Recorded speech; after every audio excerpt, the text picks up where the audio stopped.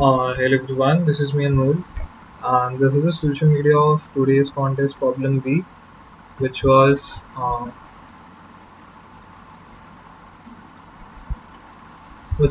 and sequences इसका नाम था।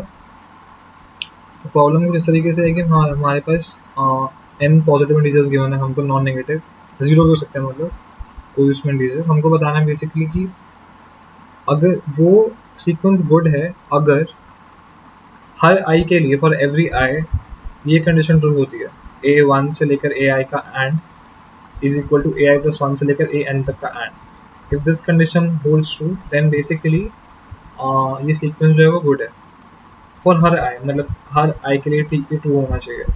Now we have to tell कि कितने परम्यूटेशंस होंगी पी की, रेंजिंग फ्रॉम 1 to n, मतलब बेसिकली कितने लेंथ की कितने कितने परम्यूटेशन होंगी बेसिकली उसकी। So is the sequences AP1, AP2, APN is good. Since this number can be large, output it modulo 10 to the power 9 plus 7. So that is the question. So if we look carefully, so in this case basically what we can do is कि we can clearly see कि for 1 1 1 इस पूरे का जो and आएगा पूरे array का वो 1 आएगा। तो ये जो कंडीशन है ये ट्रू होगी for basically every one, and 1 को we can arrange in 6 ways because 3 बार आ रहा है तो 3 फैक्टोरियल करेंगे, 3 फैक्टोरियल नहीं करेंगे, 3c2 into 2 करेंगे। 3c2 होता है मेरा 3, 3 into 2 6 आएगा। If it would have been 5 तो इसका मतलब 20 आता, ना कि वो, मतलब 20 से ज़्यादा आता बट वैसे निकलता, ना कि फैक्टोरियल से आता। That's the first thing. Now इसके लिए जो इस पूरे का जोर है वो 0 आ रहा है, मतलब पूरे का मतलब जो एंड है वो 0 आ रहा है, और इसका आंसर भी 0 है, इसलिए इसका जो एंड है वो भी 0 आ रहा है। बट सिंस इसमें 0 एलिमेंट है एक ऑलरेडी, तो बेसिकली ये कंडीशन है ये ट्रू हो गई होगी। इसमें 0 नहीं था तो ये वाली कंडीशन पूरी ट्रू नहीं हुई होगी। तो अगर हम यही टेस्ट केस देखें तो we can clearly see one thing, जो मैंने थोड़ा सा शायद ऑब्जर्व किया था, मतलब आई जस्ट गेस्ड इट, वो बाद में चीज़ सही निकली कि जो इस पूरे एरे का मिनिमम एलिमेंट होगा ना, मतलब जो भी इस पूरे एरे का मिनिमम एलिमेंट है तो पूरे एलिमेंट्स का, वो मेरा एंड के इक्वल होगा। अब मैं क्लेम कर रहा हूँ ये चीज़ कि इस पूरे एरे का जो भी एंड होगा वो इस एरे के मिनिमम एलिमेंट के इक्वल होगा।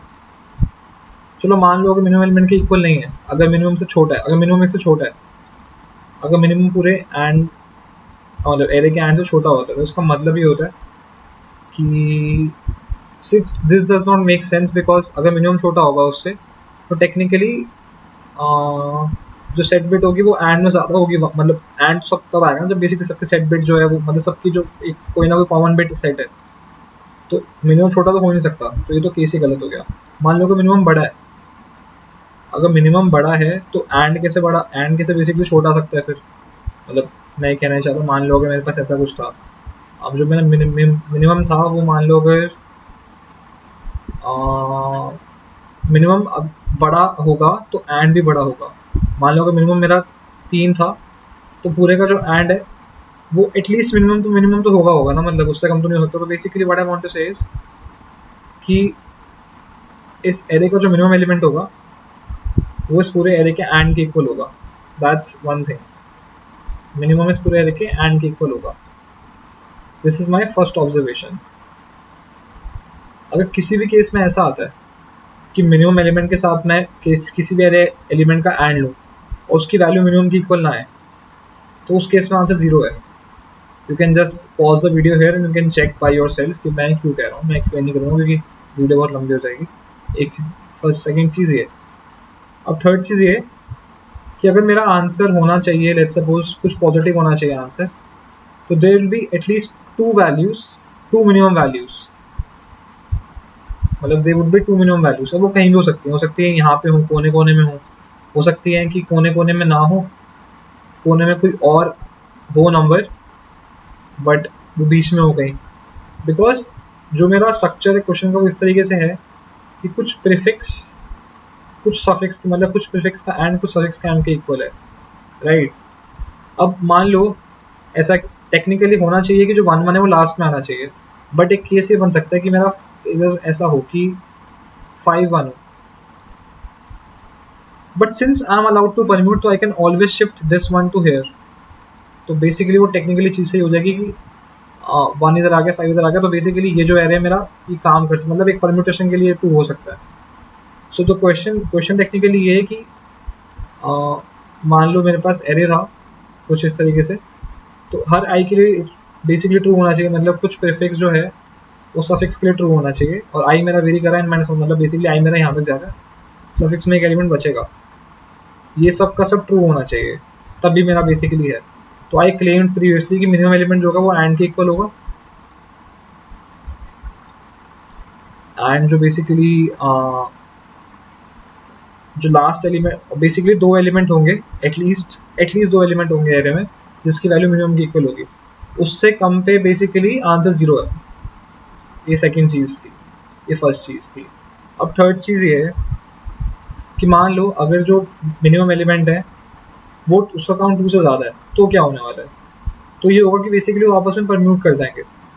जो नंबर ऑफ वेज है, हमको बेसिकली 2 एलिमेंट तो चाहिए एटलीस्ट, है ना. हम करने के बाद हम करेंगे क्वेश्चन को सॉल्व ऐसे करेंगे कि हम 2 एलिमेंट को फिक्स कर देंगे लास्ट में, और फिर नंबर ऑफ वेज निकालेंगे कि नंबर ऑफ वेज कितने आएंगे. अब फिक्स करने के बाद ये कि जो एलिमेंट है वो आपस में भी परम्यूट कर सकते हैं, तो जो आंसर होगा वो हो जाएगा nc2 इंटू 2. तो this would be simply n into n minus 1. मतलब अगर मान लो मिनिमम एलिमेंट की जो फ्रीक्वेंसी थी, ये मिनिमम एलिमेंट की फ्रीक्वेंसी और कुछ नहीं है, don't confuse, this is basically n जो है इधर एरे का साइज नहीं है, that is the frequency of the minimum element.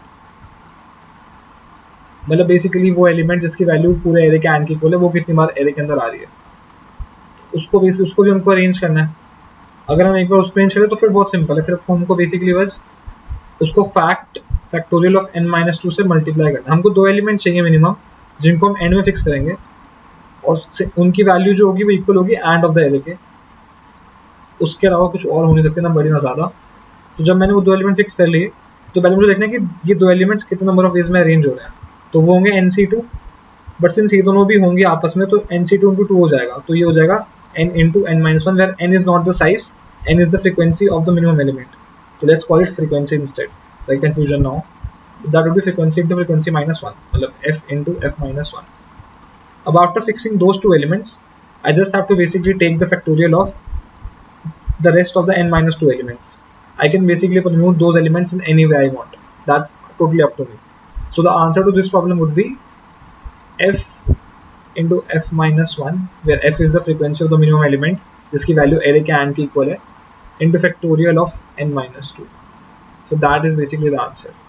मतलब that is the basically answer. मैं खुशी के मारे सब गंदा कर रहा हूँ, मुझे बहुत मज़ा आ रहा है, पता नहीं क्यों, बट टेक्निकली आंसर है f into F minus 1 into fact of n minus 2. और let's just see the code and I am sure कि आप would be able to understand, I would be able to understand you guys better, कि मतलब I would be able to basically make you understand better, not understand you. Okay sorry. So the code something like this कि मैंने array बनाया, size का input लिया normal, minimum element निकाले मैंने पूरे के पूरे एरे में से. अगर किसी भी पॉइंट पे किसी का भी मिनिमम के साथ एंड जो है, हमें ब्रैकेट लगाना बहुत जरूरी है वरना आंसर बताएगा. तो अगर मिनिमम का एंड जो है वो मिनिमम के इक्वल नहीं है, छोटा है बड़ा है, सिंपली 0 आंसर है, क्योंकि पॉसिबल नहीं हो सकता फिर. और जब बेसिकली मिनिमम जो है, मतलब पूरे एरे का मिनिमम, उसकी वैल्यू ए आई की इक्वल आ रही है, मतलब बेसिकली मिनिमम जो है ये इस पूरे एरे का एंड भी है. सो लेट्स लाइक दिस कि इस पूरे एरे का एंड भी है. जब वैल्यू इक्वल आ रही है तब बेसिकली मैंने उसका काउंट कर लिया. Now I can arrange those in s into S minus 1 ways. So मैंने इधर s इंटू एस माइनस 1 लिख लिया. अब बाकी मुझे उसको मल्टीप्लाई करना है फैक्टोरियल ऑफ n माइनस 2. तो इधर मैंने basically factorial of n minus 2 निकाला है मॉड के साथ में, बाद में मैंने काउंट प्रिंट करा दिया. तो ये कोड चल रहा था अभी बेसिकली, और इससे जो आंसर आया वो सही आएगा एकदम मस्त, तो कोई दिक्कत नहीं है. या so that is basically the code. The code का लिंक डिस्क्रिप्शन में है.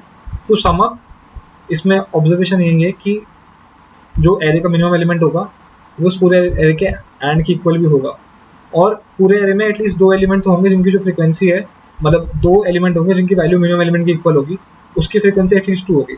अगर उसकी फ्रीक्वेंसी ज़्यादा होती है तो मैंने बेसिकली इधर काउंट कर लिया कि how can I arrange those elements, and after that I'm arranging the rest of the n minus 2 elements, which is this.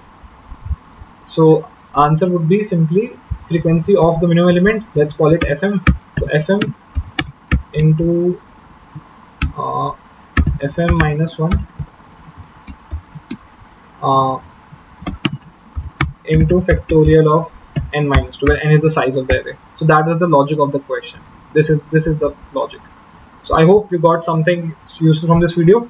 If you are confused, you can just ask in the comments and I'll make sure to help you guys out. Okay, thanks for watching and have a nice day, guys.